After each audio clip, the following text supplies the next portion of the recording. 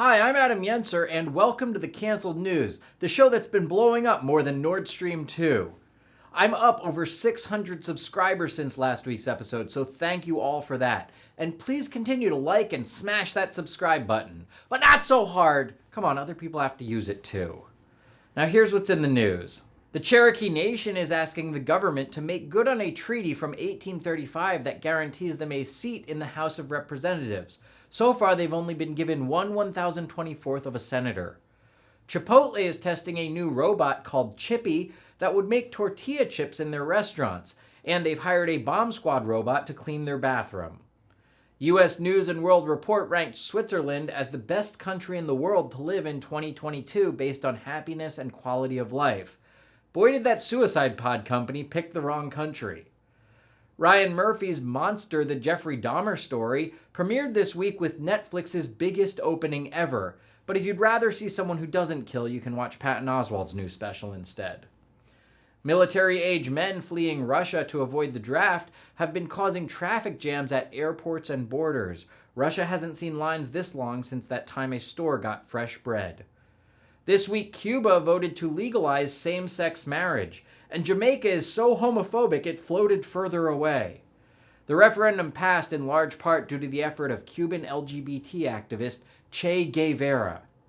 24 hours after legalizing gay marriage, Cuba was hit by a Category 3 hurricane, prompting Pat Robertson to yell, "I told you so." Many Florida residents evacuated as Hurricane Ian hit the U.S. as a Category 4 storm, marking the first time anyone has felt threatened by an Ian. NBC correspondent Kyla showed viewers that reporters put condoms over their microphones to keep them dry in hurricanes, except for the legend Jim Cantore, who just raw dogs that thing. We actually have our own storm correspondent in Florida covering the hurricane. Let's go live to our weather expert, Downpour Dan. How's it going, Downpour Dan? There's water everywhere! I got it started to flood! Fascinating. We'll check back in with him a little bit later. Nancy Pelosi was booed by the audience when she walked out on stage at a music festival in New York. When she told her husband, he replied, "Lucky they gave you booze?" Volkswagen unveiled a new self-driving concept car that would allow passengers to eat, work, and sleep during their commute. It would also leave their hands free for punching when they see other Volkswagens.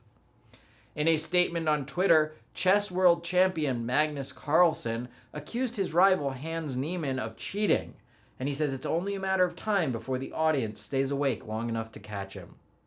A new study found that being lonely speeds up the aging process even more than smoking, and smoking makes you cool and popular, so to live longer, start smoking. Now let's check in again with our storm correspondent, Downpour Dan. How's it going, Downpour Dan? Oh my god, my fucking shoes! Oh my god! Oh my god! Well, maybe the weather wouldn't be so bad if you had given us a better forecast, Downpour Dan.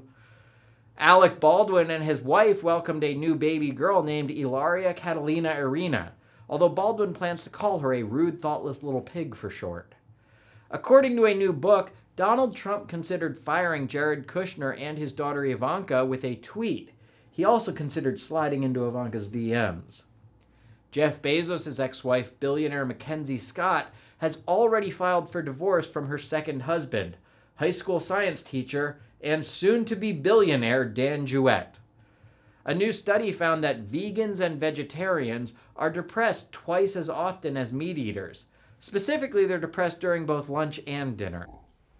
Protesters in Iran have been demonstrating for 2 weeks straight after a woman was killed by the morality police for not wearing her hijab properly. Meanwhile, feminists in the US were mad because a man told them to smile.